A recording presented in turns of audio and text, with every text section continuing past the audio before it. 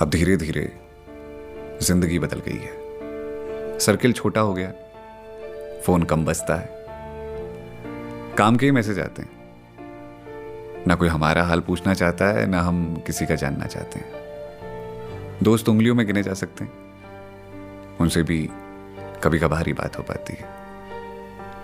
हमने अपनी दुनिया बस अपनों तक कर ली है, दिखावे की दुनिया से अब विदाई ले ली है।